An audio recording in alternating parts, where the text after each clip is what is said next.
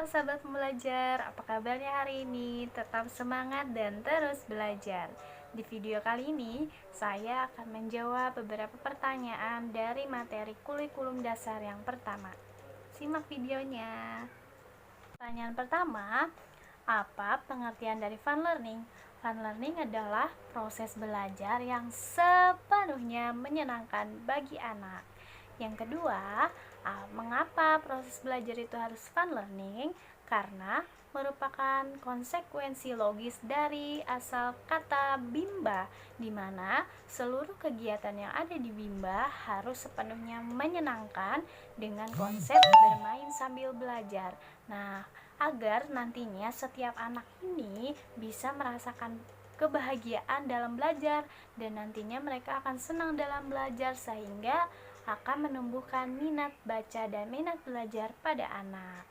Yang ketiga, apa tujuan dari fun learning? Tujuan fun learning adalah agar setiap anak tumbuh minat baca dan belajarnya. Nah, dengan adanya fun learning ini, nanti anak-anak akan senang, akan antusias, akan semangat, dan akan menikmati proses dari belajarnya. Keempat adalah apa hukum fun learning di Bimba? Hukumnya adalah wajib, merupakan syarat mutlak bahwa di Bimba semua proses pembelajaran itu harus fun learning. Jadi hukumnya adalah wajib dilaksanakan di Bimba. Pertanyaan nomor 5 adalah siapa yang harus merasakan fun learning dan sebutkan alasannya. Yang harus merasakan fun learning adalah anak-anak, semua anak-anak.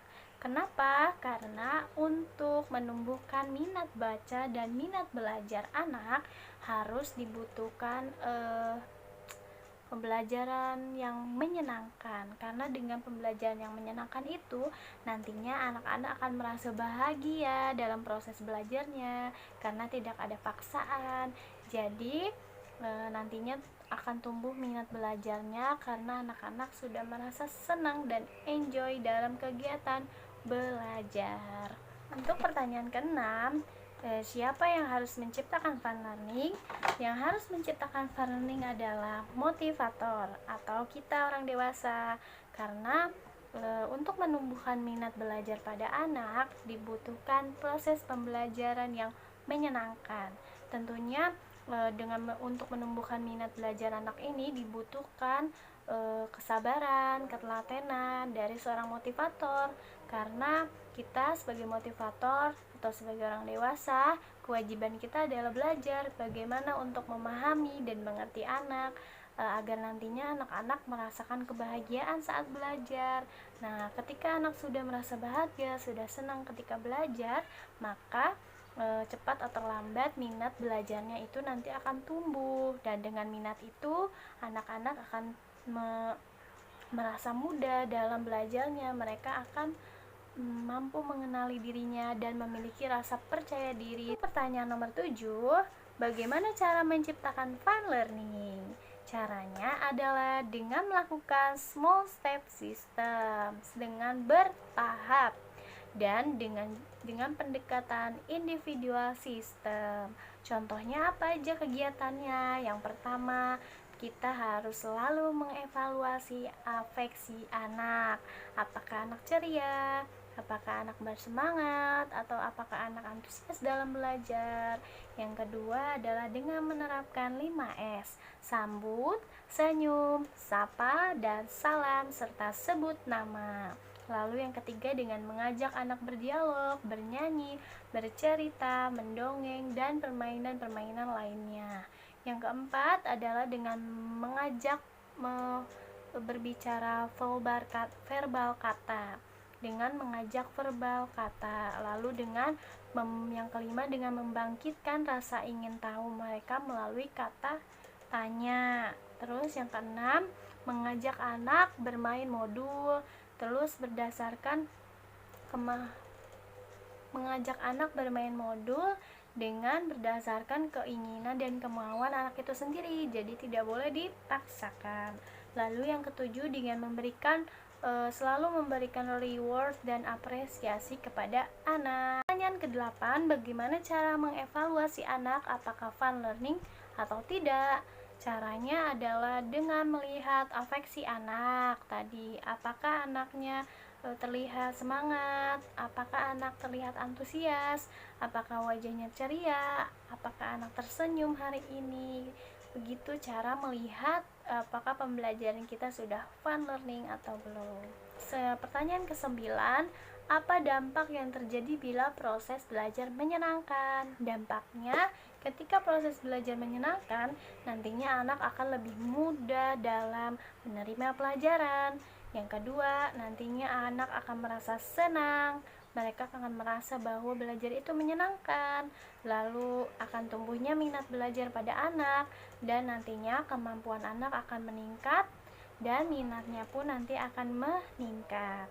Lalu pertanyaan terakhir, pertanyaan 10, apa dampak yang terjadi bila proses belajar tidak menyenangkan?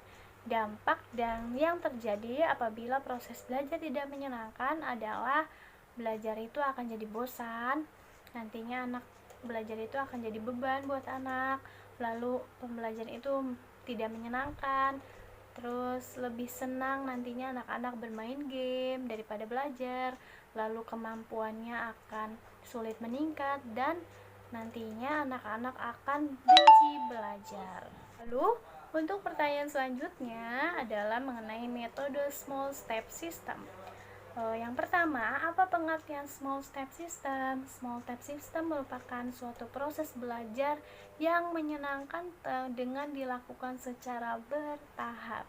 Jadi, pembelajaran itu harus dilakukan secara bertahap, disesuaikan dengan keinginan dan kemauan dari masing-masing anak.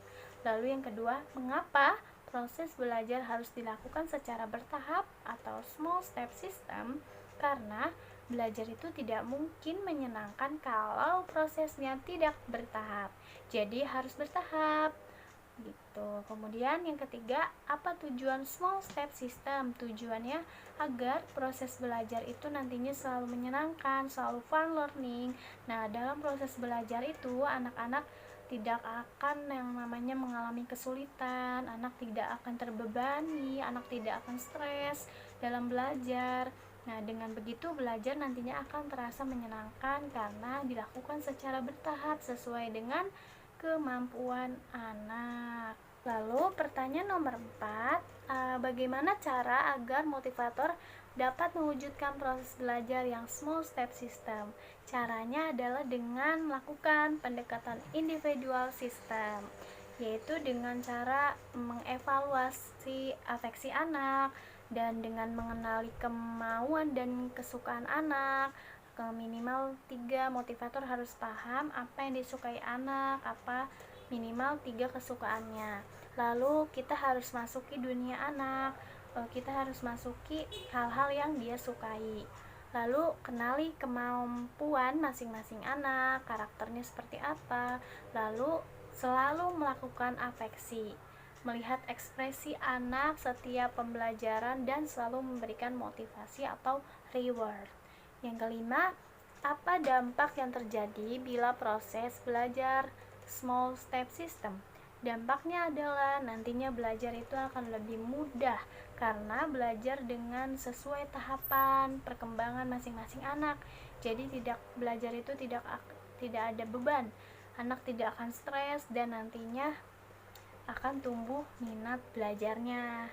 Lalu pertanyaan yang keenam, apa dampak yang terjadi bila tidak small step system? Dampaknya adalah nanti belajar itu tidak akan menyenangkan, anak tidak merasa terbebani karena belum sesuai tahapannya, terus anak akan benci belajar, anak akan merasa bahwa belajar itu membosankan, bahwa belajar itu akan membuat stres karena tidak sesuai dengan keinginannya dan sesuai dengan kemampuannya, dan yang tentunya minat anak tidak akan tumbuh.